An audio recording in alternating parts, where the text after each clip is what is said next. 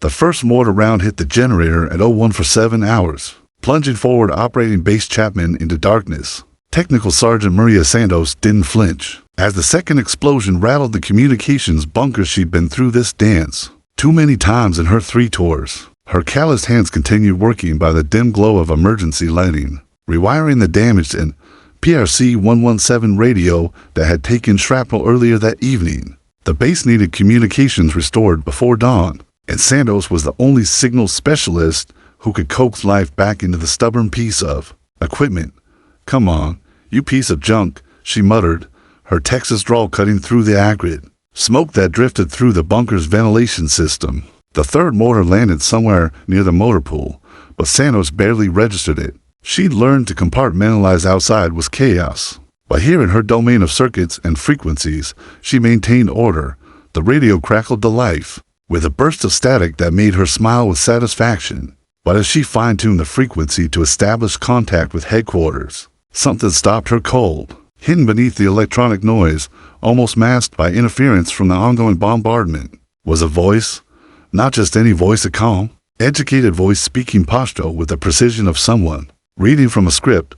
Santos froze, her screwdriver suspended inches from the radio's innards. She'd spent 18 months learning to recognize enemy radio traffic, but this was different. The speaker wasn't shouting coordinates for mortar fire or barking orders to subordinates. He was methodically reciting a series of numbers that sent ice through her veins. The coordinates he spoke matched tomorrow's convoy route down to the exact GPS waypoints. Her hands shook as she grabbed her headset and began recording, simultaneously, checking the classified mission briefing she'd helped prepare just hours earlier. The convoy was scheduled to depart at 0800, carrying medical supplies to a remote outpost in Wardak Province. The route had been classified at the highest levels, known only to senior officers and a handful of logistics personnel. Grid reference: 30.3 for 28 north, 68.7369 east. The voice continued in perfect, unaccented Pashto. Primary target at checkpoint 3, secondary at the bridge crossing. Santos felt her stomach drop. Checkpoint 3 was where the convoy would stop for a security sweep.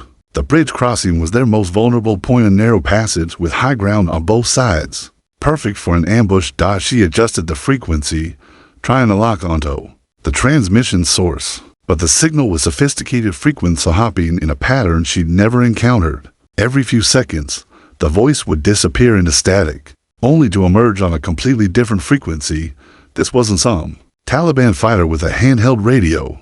This was military-grade equipment operated by someone who understood electronic warfare. A fourth voice joined the conversation, speaking in clipped, professional tones about timing and coordination. Santos realized she was listening to a planning session for what would likely be the most devastating convoy attack of the year. Her recording equipment worked frantically to capture every word, but the transmission was already fading. Response teams positioned at rally points Alpha through Delta. The original voice concluded, "Execute on my signal at 0830 hours. Allah willing." None of the infidels will reach their destination. The transmission ended, leaving only the familiar hiss of static. Santos sat in stunned silence, staring at the glowing display that showed she captured 12 minutes of enemy communications, 12 minutes that revealed the exact time, location, and method of an attack scheduled to launch in less than 7 hours. She yanked off her headset and sprinted toward the command bunker, clutching the recording device like a lifeline. The base was still under intermittent mortar fire, but Santos barely noticed the explosions around her. Every second counted now. The convoy personnel were probably sleeping peacefully in their quarters, trusting that tomorrow's mission would be just another routine supply run. Major Patricia Williams was hunched over a tactical display when Santos burst through the reinforced door of the command center. The major looked up with irritation that quickly transformed into concern when she saw Santos' pale, sweat-streaked face. "Ma'am, you need to hear this right now," Santos gasped, holding up the recording device. "The convoy tomorrow, they know everything." Williams frowned, glancing at her watch. "Sergeant, it's almost 00. Can't this wait until they have the coordinates, ma'am? Every checkpoint, every timing, everything." Santos' voice cracked with urgency. "I intercepted their planning session. They're going to hit the convoy at the bridge crossing at 0830. The command center fell silent except for the distant rumble of mortars. Williams stared at Santos for a long moment, reading the terror and certainty in her subordinate's eyes. Without a word, she gestured for Santos to play the recording. As the measured postural voices filled the bunker, laying out their deadly plan with clinical precision, Williams' expression hardened.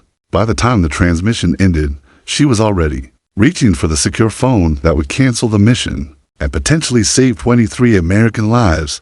Santos slumped against the wall, adrenaline finally giving way to exhaustion. She'd been fixing a broken radio, following routine procedures she'd performed hundreds of times. But in that moment, when the static cleared, she heard that voice in the darkness. Everything changed. She'd stumbled onto something much larger and more dangerous than a simple equipment repair. She just didn't know yet that this discovery would transform her from a technical support specialist into the leader of the most unconventional special operations team the military had ever created. Santos didn't sleep. She couldn't. While the rest of Forward Operating Base Chapman settled into the uneasy quiet that followed mortar attacks, she hunched over her workstation in the communications bunker, dissecting the intercepted transmission like a forensic scientist examining evidence from a crime scene. Her coffee had gone cold hours ago, but the caffeine was irrelevant now. Pure adrenaline kept her fingers flying across keyboards, and her mind razor sharp. The 12-minute recording played on repeat through her headphones as she fed the audio through every analysis program the military had given her. Spectral analysis revealed the sophisticated frequency hopping pattern. Voice stress analysis suggested the speakers were calm, professional, experienced. But it was the linguistic analysis that made her hands tremble as she typed her findings. The primary speaker wasn't just educated, he was military trained. His pronunciation of tactical terms was too precise. His understanding of NATO procedures to intimate. This wasn't some cave-dwelling insurgent who'd learned English from captured manuals. This was someone who'd been trained by professionals, possibly even Americans. At 03 for 7 hours, Santos made a breakthrough that changed everything. Hidden beneath the main conversation, almost masked by atmospheric interference, was a second transmission on a different frequency, the same voice, but speaking to someone else entirely. As she isolated and enhanced the signal, her blood ran cold. Checkpoint Alpha reports American reconnaissance team departed at 02:00. The voice said in flawless military English, estimated return 0600. Window of opportunity confirmed. Santos shot upright in her chair, nearly knocking over her cold coffee. They weren't just planning to hit the convoy, they had real-time intelligence on base operations. Someone was feeding them information from inside the wire. She dug back into the technical analysis with renewed urgency. The radio signature was definitely military grade, but the encryption protocols were modified, sophisticated enough to avoid standard intercept methods, but not sophisticated enough to fool someone who understood the underlying technology. Using specialized software she developed during her previous deployment, Santos began tracking the signal's path through the electronic spectrum. What she found defied belief. The transmission wasn't coming from a single location. It was being relayed through a network of at least 6 different sites spread across 3 provinces. Each relay point used different equipment, different power levels, different antenna configurations. It was a communications network that rivaled anything the coalition forces had deployed.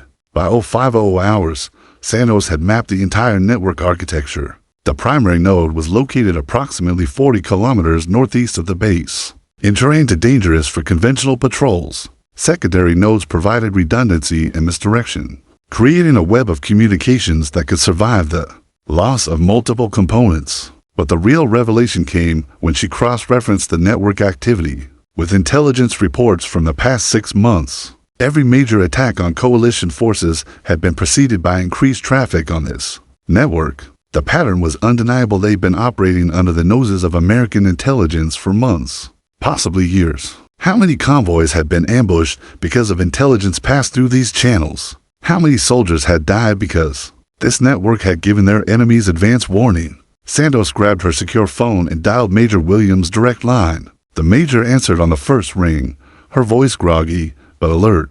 This better be important, Santos. Ma'am, it's bigger than the convoy.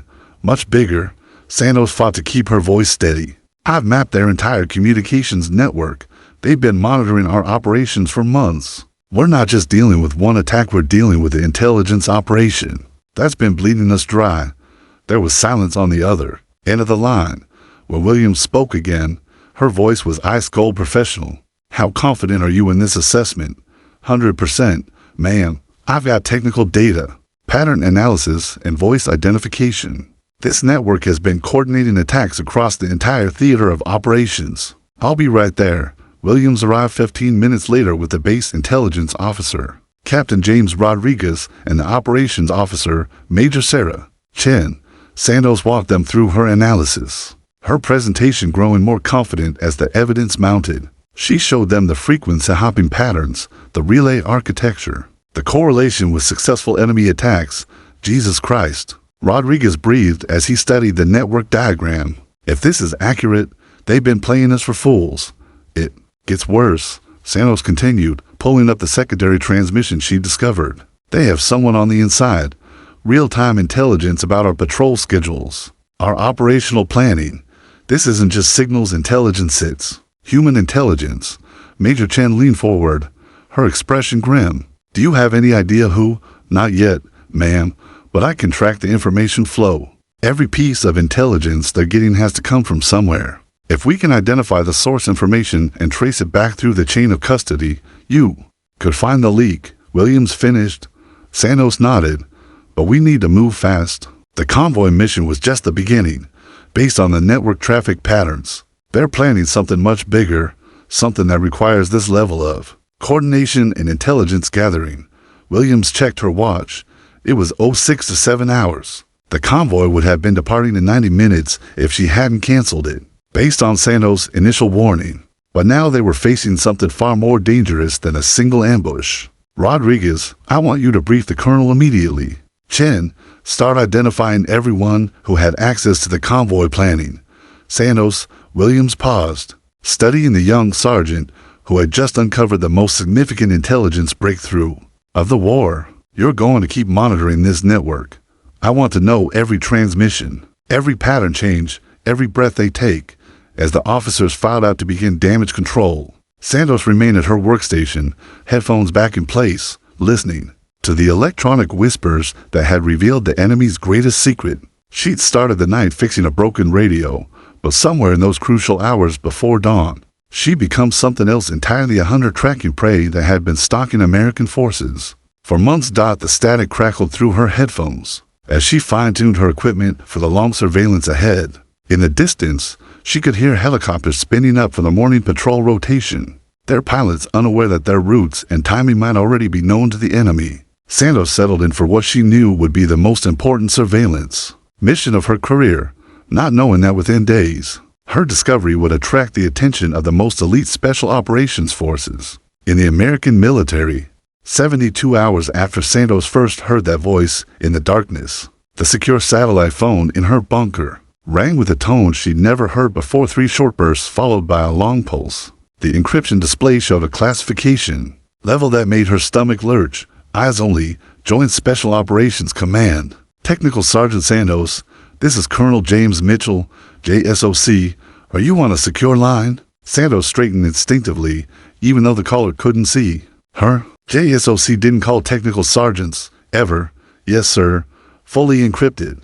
"How can I help you, Colonel?" "You can start by not helping me, Sergeant.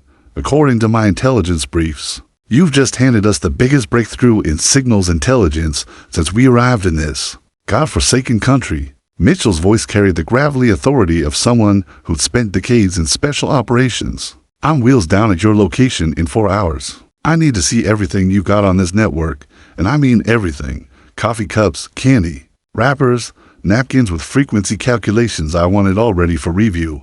The line went dead, leaving Santos staring at the phone in disbelief. She'd been living on 3 hours of sleep for the past 3 days, surviving on energy drinks and the adrenaline of discovery. Her workstation looked like a tornado had hit an electronics store. Cables snaked everywhere, multiple computer screens displayed scrolling data streams, and printouts covered every available surface. But she had for hours to make it presentable for the most elite military unit in the American arsenal. Santos called in her team staff, Sergeant David Kim from the linguistics section and specialist Jennifer Martinez from electronic warfare. They'd been helping with the analysis, working shifts to maintain continuous monitoring of the enemy network. Kim had been invaluable in translating the cultural nuances of the intercepted conversations, while Martinez had developed new techniques for tracking the frequency hopping patterns. JSOC is coming here, Martinez asked, her eyes wide with disbelief. Like, actual JSOC, the guys who kill people and break things for a living. Kim finished, and they want to see our homework. Santos nodded grimly, which means we have for hours to organize 3 days of chaos into something that won't get us all court-martialed for wasting the colonel's time. They worked with desperate efficiency, creating a briefing that would tell the story of their discovery in clear, logical progression. Santos prepared the technical analysis frequency patterns, transmission schedules, network architecture. Kim compiled the linguistic analysis, identifying speech patterns and regional dialects that could help locate the operators. Martinez focused on the electronic warfare implications, showing how the enemy network could be disrupted or exploited. At exactly 1847 hours, a Black Hawk helicopter touched down on the base's landing pad. Colonel Mitchell stepped out wearing desert camouflage that somehow looked more professional than anyone else's uniform. He was shorter than Santos had expected, maybe 5'8", but he moved with the controlled precision of a predator. His weathered face suggested someone who'd seen more combat than most people saw movies, and his eyes held an intensity that made Santos feel like he was evaluating her combat effectiveness just by shaking her hand. Sergeant Santos, I presume.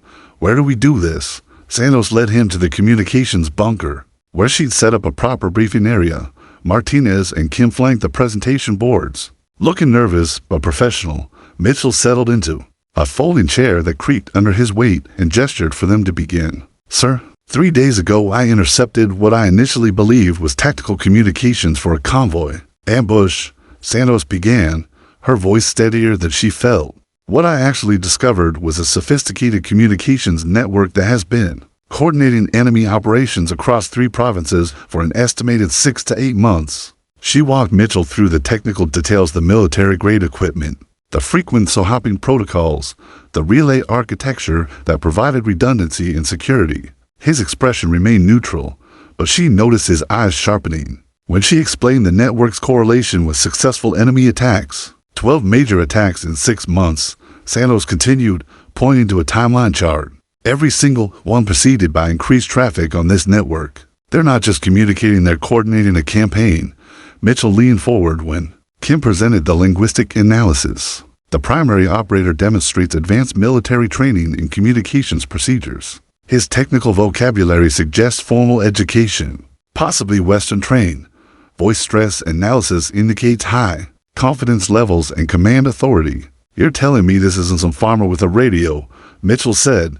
No, sir, Kim replied. This is a professional operator, possibly former military, definitely experienced in electronic warfare techniques. Martinez took over for the electronic warfare analysis, showing how the network used sophisticated deception techniques to mask its true capabilities. They're deliberately operating at reduced power levels to appear less sophisticated than they actually are. It's classic operational security hiding in plain sight. When Santos revealed the secondary transmission suggesting an inside source, Mitchell's neutral expression finally cracked. His jaw tightened almost imperceptibly, and his fingers drummed once against his knee. How confident are you that there's a leak? He asked. Extremely confident, sir. The intelligence they're receiving is too specific, too timely. Someone with access to operational planning is feeding them information. Mitchell stood and walked to the network diagram, studying it with the intensity of someone planning an assault. After several minutes of silence, he turned back to the team. Here's what you don't know, Sergeant. For the past 8 months, special operations teams throughout this theater have been getting torn apart by enemy forces, who seem to know exactly where we're going and when we're going there. We've lost more operators in the past 6 months than in the previous 2 years combined. Santos felt the weight of that revelation settle over the room. They weren't just dealing with convoy ambushes, they were dealing with something that was decimating America's most elite forces. Traditional special operations don't work against an enemy that knows you're coming, Mitchell continued. We've tried every conventional approach: direct action, reconnaissance, psychological operations. Nothing works when they can hear us planning in real time. He paused, his gaze moving between Santos, Kim, and Martinez. But what if we could hear than planning instead? Santos realized where this was heading, and the implications both thrilled and terrified her. Sir, are you suggesting? I'm suggesting that maybe it's time to try something unconventional. A joint task force combining special operations capabilities with signals intelligence expertise. Mitchell's smile was sharp as a blade. How would you feel about hunting these bastards instead of just listening to them, Sergeant? Santos stared at Colonel Mitchell for a full 10 seconds before finding her voice. Sir, with all due respect, I'm a technical sergeant. I fix radios and intercept communications. I don't lead special operations teams. Mitchell's weathered face cracked into what might have been amusement. Sergeant, in the past 72 hours, you've accomplished something that our best intelligence analysts haven't managed in 8 months. You've mapped an enemy network that's been killing our people, identified sophisticated operational security measures, and uncovered evidence of a high-level intelligence leak. He leaned back in his folding chair, which protested with another creak. Trust me, leadership isn't about rank. It's about results. The proposition was insane. Santos had never led anything larger than a 3-person technical team. But as she looked at the network diagrams covering her workspace evidence of an enemy operation that had been decimating American forces, she realized Mitchell was right about one thing. Conventional approaches weren't working. What exactly are you proposing, sir? Task Force frequency, Mitchell said without hesitation, as if he'd already worked out every detail. A joint unit combining signals intelligence specialists with special operations personnel. Your job would be to track enemy communications in real time and guide tactical operations based on what you're hearing. My job is to give you the tools and authority to make it happen. Santos felt her heart racing. How much authority are we talking about? You'd have operational control over mission planning and execution. The special operations personnel would handle the direct action components, but you'd be calling the shots based on your intelligence analysis. Mitchell's expression grew serious. I won't lie to you, Sergeant. This is unprecedented. There's no doctrine for what I'm proposing, no training manual, no established procedures. We'd be making it up as we go. Kim cleared his throat nervously. Sir, what about the rest of us? Sergeant Santos can't do this alone. Mitchell turned his attention to the linguist. Staff Sergeant Kim, your linguistic analysis has been exceptional. How do you feel about doing real-time translation during active combat operations? Kim's eyes widened, but his voice remained steady. I've never done anything like that, sir, but I'm willing to try. Specialist Martinez. Mitchell continued. Your electronic warfare analysis shows sophisticated understanding of enemy deception techniques. Can you jam enemy communications while maintaining our own operational security? Martinez straightened. Yes, sir. I've been developing new techniques for selective jamming that could disrupt their network without compromising our own communications. Mitchell nodded approvingly. Good. Now for the special operations component. He pulled out a tablet and showed them 3 personnel files. I've identified candidates who understand that this mission requires a different approach than traditional direct action. The first file showed Navy SEAL Lieutenant Commander Ryan Torres, a veteran of multiple deployments with a reputation for unconventional tactics. His service record included psychological operations, training, and experience working with intelligence specialists. Torres has been pushing for better integration between special operations and intelligence for years, Mitchell explained. He understands that this war isn't going to be won with pure firepower. The second file belonged to Army Ranger Sergeant First Class Michael O'Brien, whose background included electronic warfare training and fluency in Pashto. His combat record was impressive, but what caught Santos' attention was his civilian education, a degree in electrical engineering from MIT. O'Brien can bridge the gap between technical specialists and operators, Mitchell continued. He speaks both languages literally and figuratively. The third file showed Staff Sergeant Lisa Chen, also Army Rangers, with specialized training in reconnaissance and surveillance. Her psychological profile indicated exceptional patience and analytical thinking. Chen has the temperament for the kind of extended surveillance operations this mission will require. Mitchell said, she's also one of the best marksmen in the Rangers, which might come in handy. Santos studied the files, trying to imagine how this disparate group would function as a unit.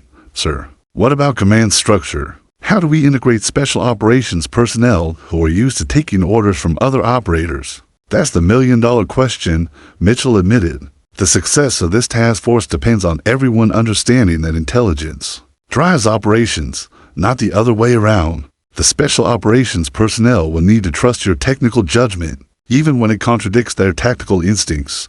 Kim frowned. What if they don't? What if we're in the middle of an operation, and they decide they know better? Mitchell's expression hardened. Then people die, which is why selection is so critical. He stood and walked to the network diagram again. I'm not just looking for skilled operators, I'm looking for people who can adapt to a completely new way of fighting.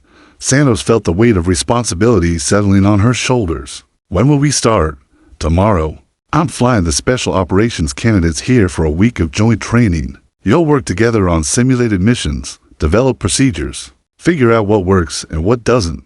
Mitchell checked his watch. But first, you all need to make a choice. This isn't an order, it's a request.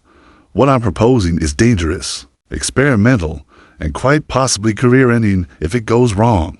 The bunker fell silent except for the hum of electronic equipment. Santos looked at Kim and Martinez, seeing her own mixture of fear and excitement reflected in their faces. They'd stumbled onto something that could change how America fought this war, but it meant stepping far outside their comfort zones. I'm in, Martinez said quietly. If this network is killing our people, we have to try something different. Kim nodded agreement. The linguistic intelligence we're gathering is too valuable to waste on conventional analysis if we can use it to save lives. Santos took a deep breath, thinking about all the convoy routes she'd helped plan, all the patrol schedules she'd transmitted, all the American soldiers who died because the enemy knew their every move. Colonel, I accept the assignment. Mitchell's smile was genuine this time. Outstanding. Report to Briefing Room Alpha at 0800 tomorrow. Your new team members arrive at 0900, and we have exactly 1 week to turn 5 strangers into the most effective special operations unit this war has ever seen. As Mitchell left the bunker, Santos stared at the personnel files of the 3 operators, who would soon be placing their lives in her hands. In less than 24 hours, she would transition from technical support to operational command, leading people who had more combat experience than she had years in the military. The radio crackled with routine-based communications, a familiar sound that had once represented the boundaries of her world. Now it seemed like whispers from a simpler time, before she'd learned that sometimes the most important battles are fought, not won. The helicopter insertion went flawlessly to flawlessly, as task force frequency rappelled into the moonless night. 30 kilometers from the Pakistani border, Santos felt the familiar knot of anxiety that had become her constant companion. Over the past week of intensive training, through her headset, she monitored 3 different enemy frequencies simultaneously, her specially modified equipment translating the electronic chatter into a real-time tactical picture. Ghost 6, this is frequency 1, she whispered into her throat mic, using the call signs that developed during their crash course in joint operations. I'm reading to guards. On the north perimeter, routine patrol pattern, no change in communication traffic. Lieutenant Commander Torres acknowledged with a double click of his transmit button. After 7 days of brutal team-building exercises, they learned to communicate with surgical precision. Santos had initially clashed with Torres over operational tempo. He wanted to move fast and strike hard, while she insisted on patience and methodical intelligence gathering. The breakthrough came when she guided the team through a live fire exercise using nothing but intercepted enemy communications, demonstrating how signals intelligence could provide tactical advantages that no amount of firepower could match. Their target tonight was the primary transmission node. Santos had identified a compound built into the mountainside that housed the sophisticated equipment coordinating attacks across 3 provinces. Intelligence suggested it was defended by 12 to 15 fighters, but Santos knew the real challenge wasn't the guards. It was the former Afghan Army communications officer, who had been identified as the network's technical architect.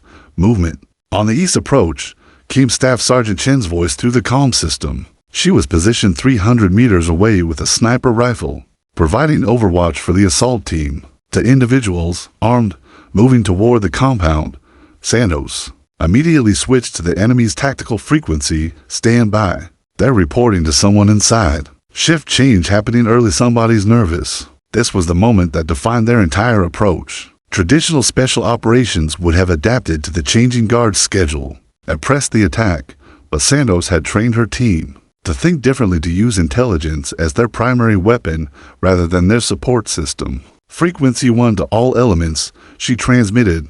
They're changing procedures.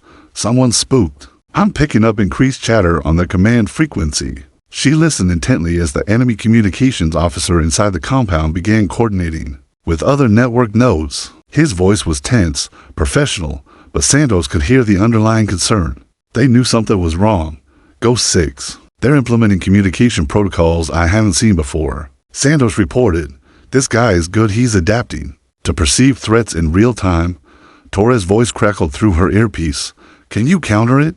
Santos was already working, her fingers flying across the portable electronic warfare suite Martinez had designed specifically for this mission. Negative on jamming to sophisticated, but I can exploit it. Give me the minutes. What happened next was pure improvisation born from a week of intensive training. Instead of trying to disrupt the enemy's communications, Santos began feeding false information into their network, using captured authentication codes and Martinez's signal manipulation equipment. She convinced the compound's communications officer that coalition forces were approaching from the south, exactly opposite their actual position. Multiple contacts, South Ridge Line, came the intercepted enemy transmission as Santos' deception took hold. Estimate to squads, American forces. She watched through her night vision as guards inside the compound shifted positions, moving to defensive positions facing the wrong direction. The communications officer was now focused on coordinating the defense against an attack that would never come. Ghost 6, you have a clear approach from the north, Santos transmitted. They have repositioned based on false intelligence. You've got maybe 10 minutes before they realize they've been played.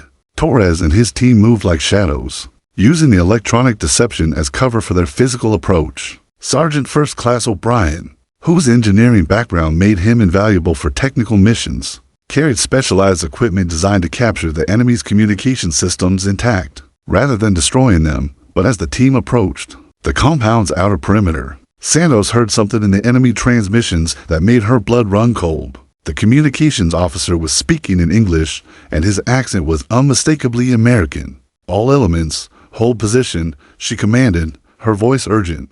The primary target is American. Repeat, American National Operating Enemy Communications.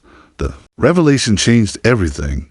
This wasn't just a Taliban communications network, it was treason. Someone with intimate knowledge of American procedures and technology was actively working to kill coalition forces. Torres' voice was ice cold, professional. Frequency 1, confirm assessment. Santos listened to another transmission. Her worst fears confirmed. Positive identification, American accent, military terminology, detailed knowledge of our communication protocols. This guy isn't just trained by Americans, he is American.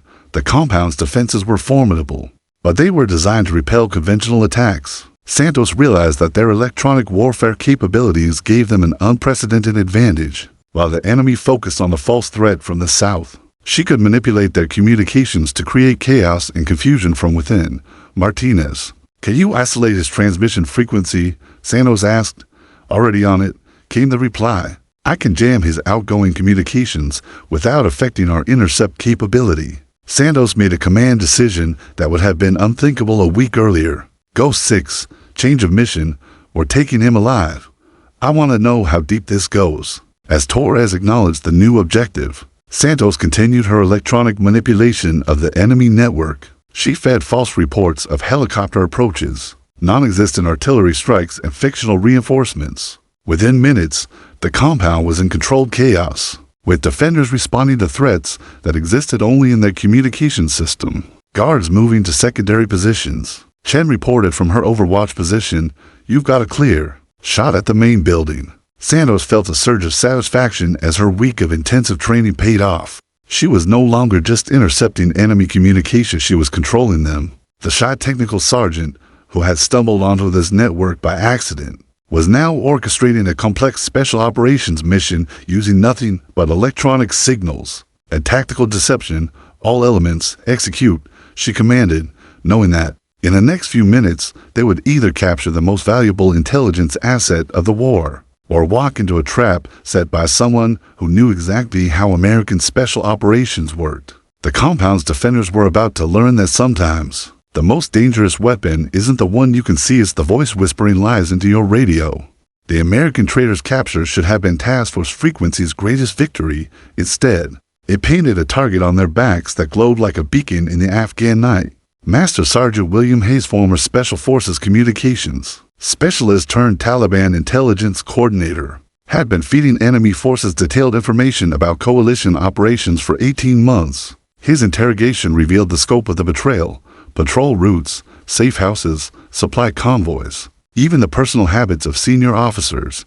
But Hayes had one final card to play. During his first night in detention, he somehow managed to transmit a brief message using a concealed emergency beacon. The transmission lasted only 12 seconds, but it was enough to identify Task Force Frequency as the unit responsible for dismantling the network he'd spent 2 years building. Santos discovered the transmission during routine analysis of electronic intercepts, her blood turning to ice as she recognized Hayes' voice broadcasting their operational call signs. An approximate location: "This is Raven 7, Hayes had whispered into his hidden transmitter. "The Frequency hunters have shadow base.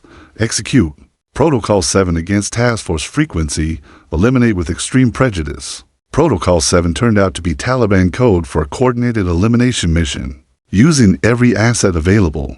Within 48 hours, intelligence reports flooded in about enemy movements throughout Kunar province. The Taliban weren't just hunting Task Force Frequency. They were mobilizing an entire regional command to destroy the unit that had crippled their communications. "Ma'am, they're not playing around," Staff Sergeant Kim reported during their emergency briefing at a temporary forward operating base. "I'm intercepting communications from at least 6 different Taliban commanders.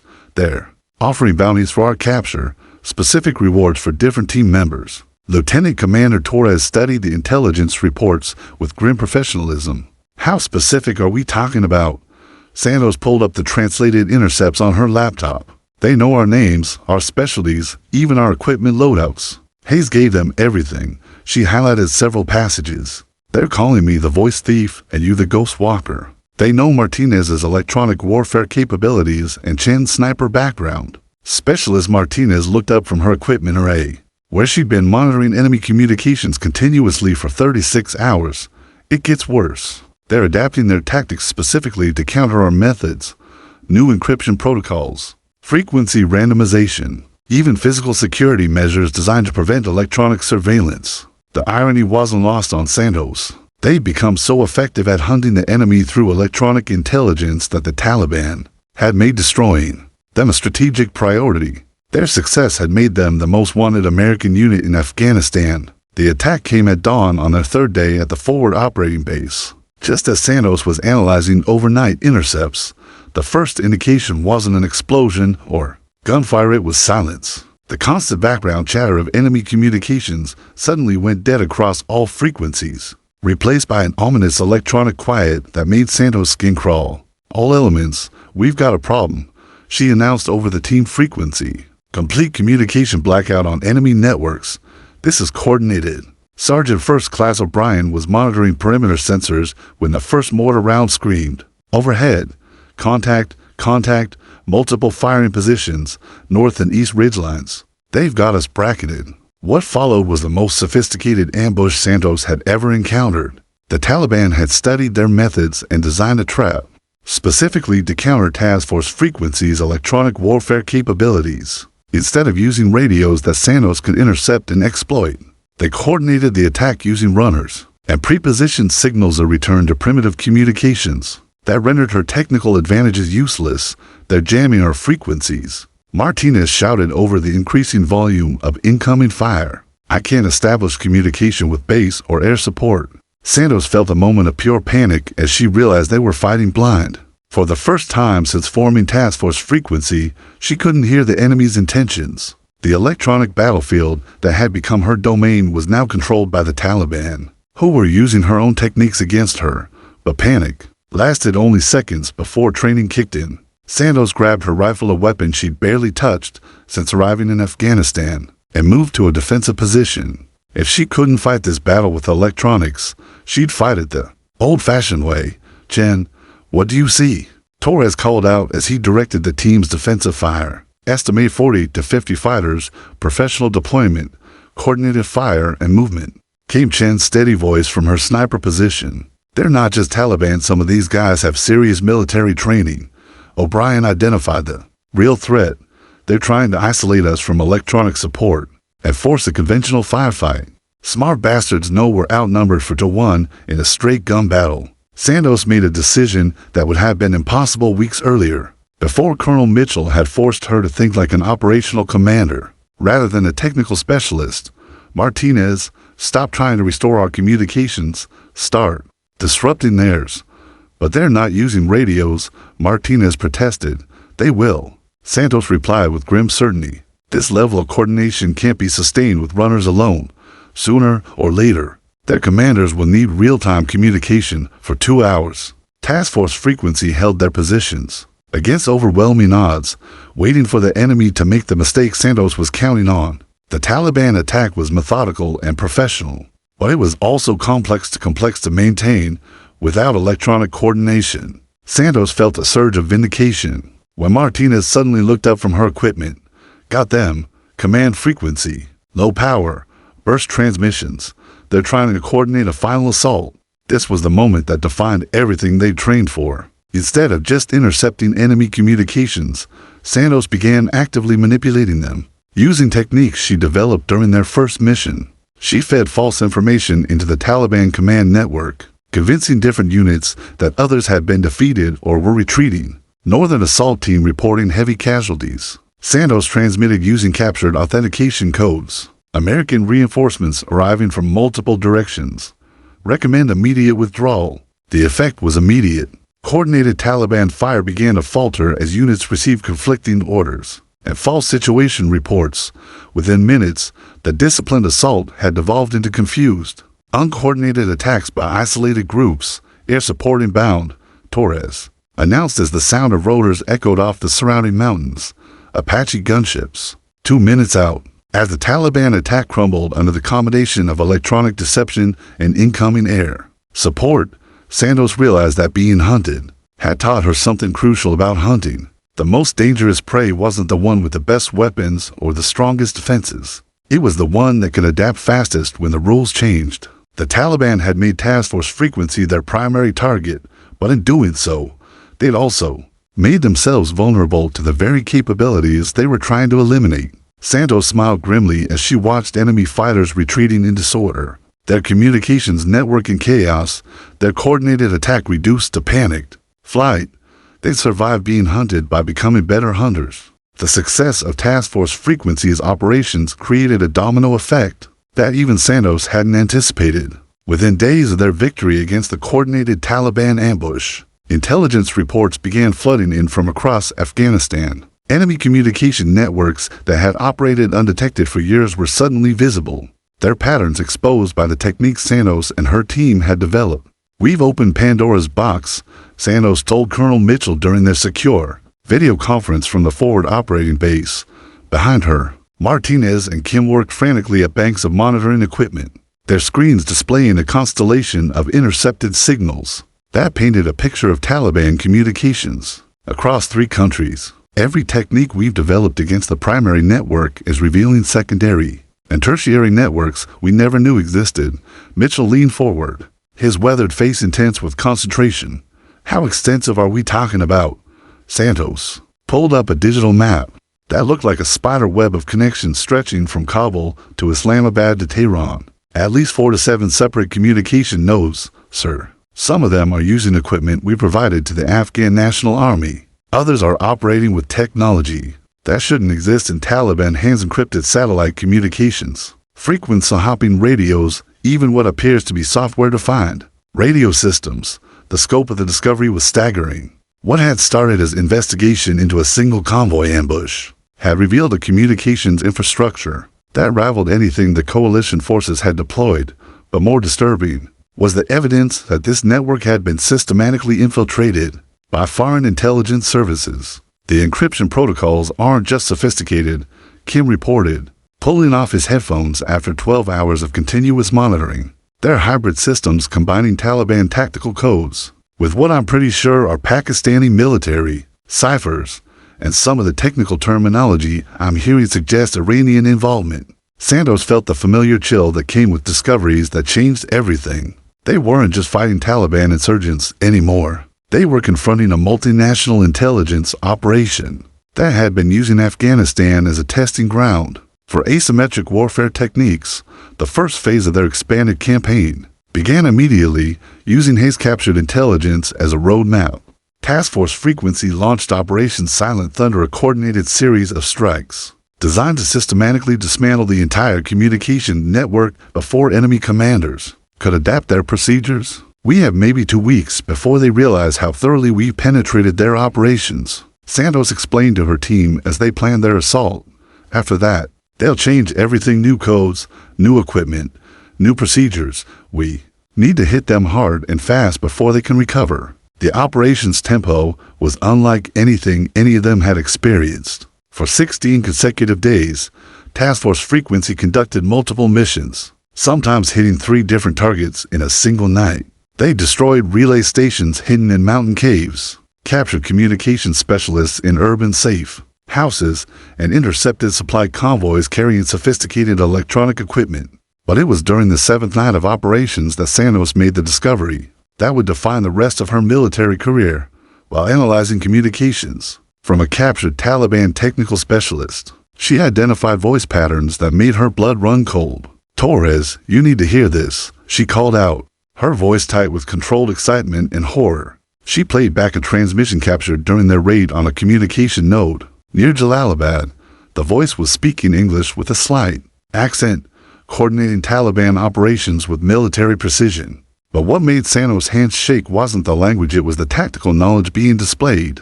The speaker was providing Taliban commanders with detailed information about coalition patrol routes, air traffic patterns, and operational security procedures that only someone with high-level clearance could know. "There's another Hayes," Torres said grimly after listening to the transmission, "maybe more than one." The investigation that followed revealed a network of corruption that extended far beyond a single traitorous sergeant. Financial analysis of Hayes' records led to the identification of at least 3 other American personnel who had been compromised, including a civilian contractor with access to operational planning and a logistics officer who had been feeding information about supply convoys to enemy forces. "It's systematic," O'Brien reported after analyzing captured documents. "They've been running what amounts to a recruitment operation, identifying American personnel with financial problems, personal issues, or ideological grievances. This is an opportunistic betrayal. It's professional intelligence work, but every revelation also provided Task Force Frequency with new targets and new opportunities." Santos developed what she called network mapping, using captured intelligence to trace the connections between different enemy cells, identifying key nodes whose destruction would cause maximum disruption to the entire system. "Think of it like a nervous system," she explained to visiting Pentagon officials who had flown in to observe their operations.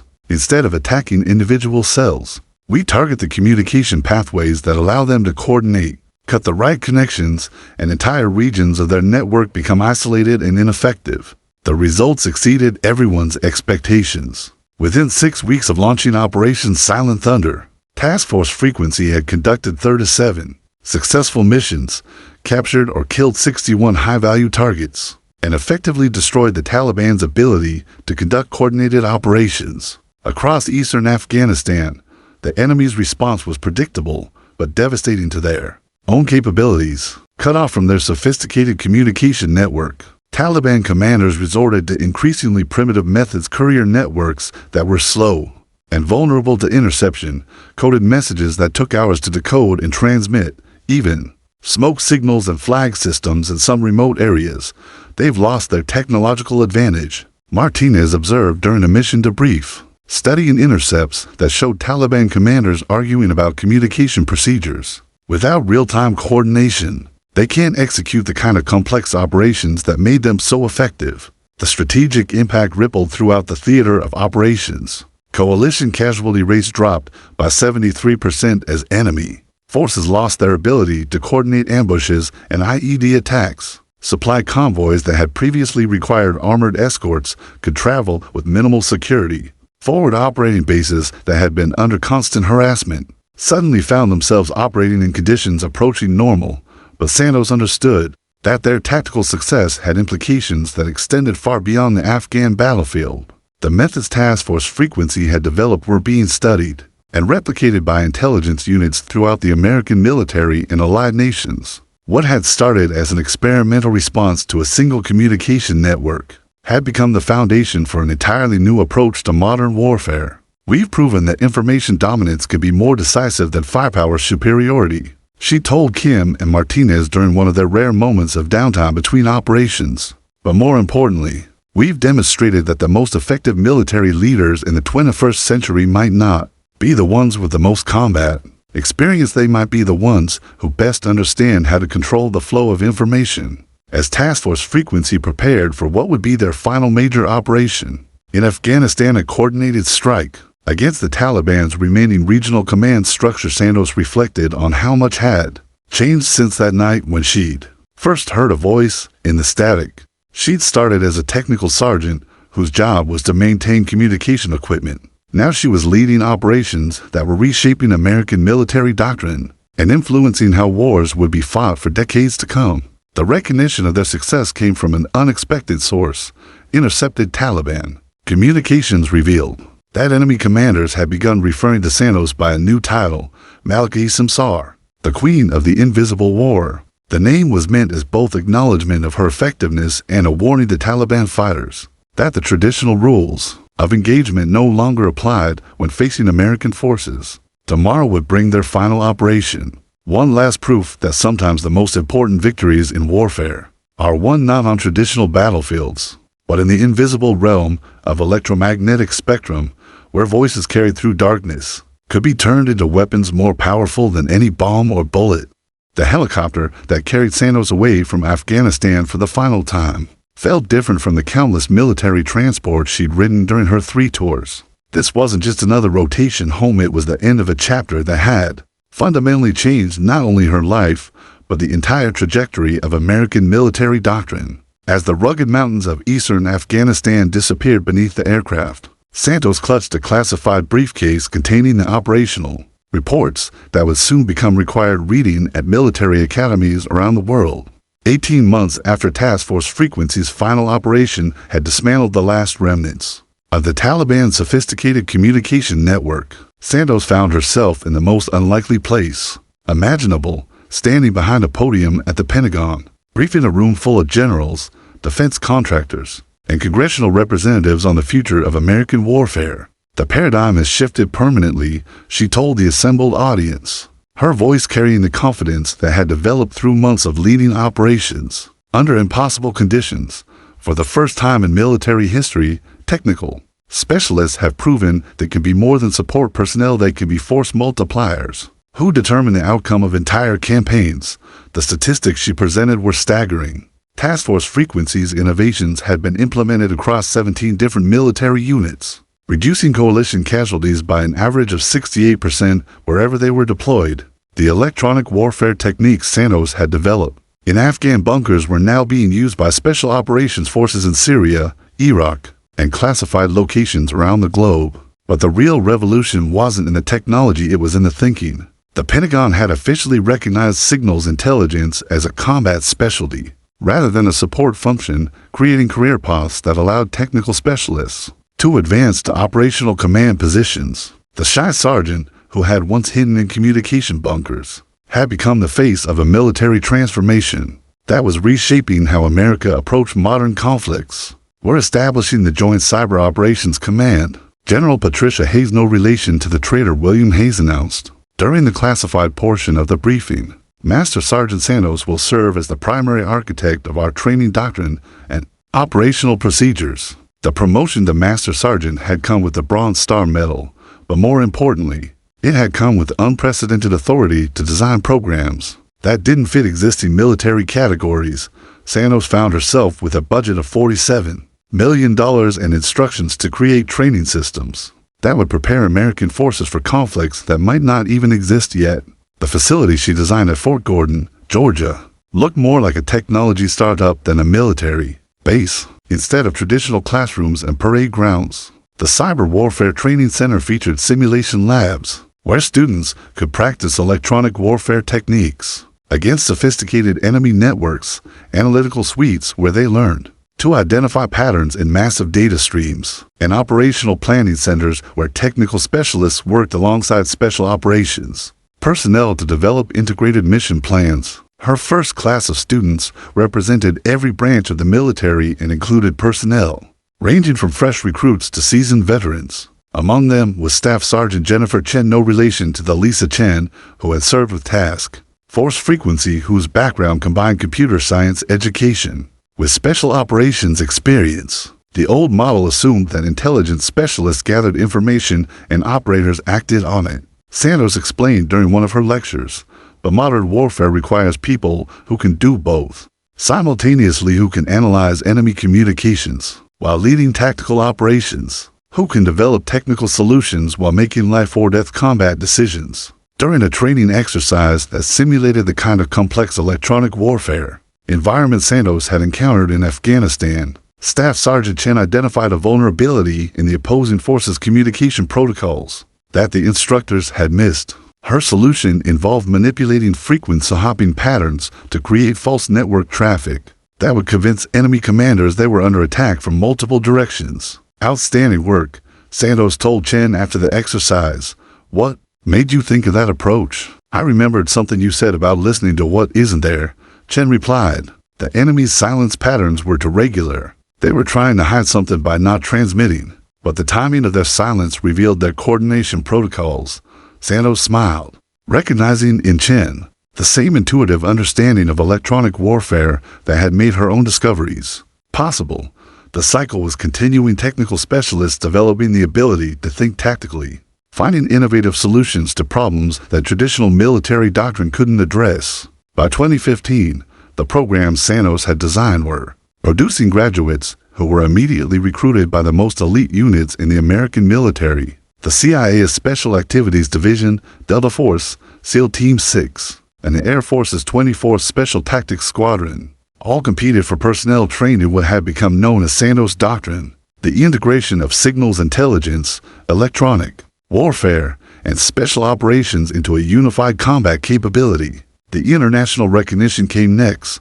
NATO allies requested training for their own personnel, leading to exchange programs where Santos found herself teaching British SAS operators, German KSK commandos, and Israeli Sayeret Matkal specialists the techniques that had proven so effective in Afghanistan. Each group brought their own innovations and perspectives, creating a global community of practitioners who continued to evolve the methods Santos had pioneered. When Chief Master Sergeant Santos announced her retirement in 2018, after 22 years of service, the ceremony drew representatives from intelligence agencies and military units around the world. But the most meaningful moment came when Colonel Mitchell, now a brigadier general, presented her with a framed photograph of the original Task Force Frequency team, signed by every member. You proved that innovation comes from unexpected places, he said during his remarks, but more importantly, you proved that the most valuable military asset isn't superior firepower or advanced technology. It's superior thinking. As a civilian defense contractor, Santos continued working on classified projects that pushed the boundaries of what was possible in electronic warfare. Her company, Frequency Dynamics, became one of the Pentagon's most trusted partners for developing capabilities that couldn't be discussed in public, but were essential for maintaining American advantages in an increasingly connected world. But her real legacy lived in the doctrine that now governed American military operations. In the digital age, every signals intelligence school in the military taught courses based on her experiences. Every special operations unit included personnel trained in her methods. Every major military exercise incorporated the electronic warfare techniques she had developed. While listening to voices in the static of an Afghan night, new recruits studying at the Cyber Warfare Training Center learned about Task Force Frequency, not as ancient history, but as the foundational example of how technical expertise and tactical thinking could be combined to create capabilities that neither could achieve alone. They studied Santos mission reports with the same intensity that previous generations had studied the great battles of military history, and somewhere in a communication bunker in a conflict zone that didn't exist when Santos first discovered that voice in the darkness, a young technical specialist was developing innovations that would change everything again. following electronic signals through the invisible battlefield, where the most important wars of the 21st century would be won or lost. The static would always carry voices through the darkness. The question was whether anyone would be listening carefully enough to hear the patterns that could change the world.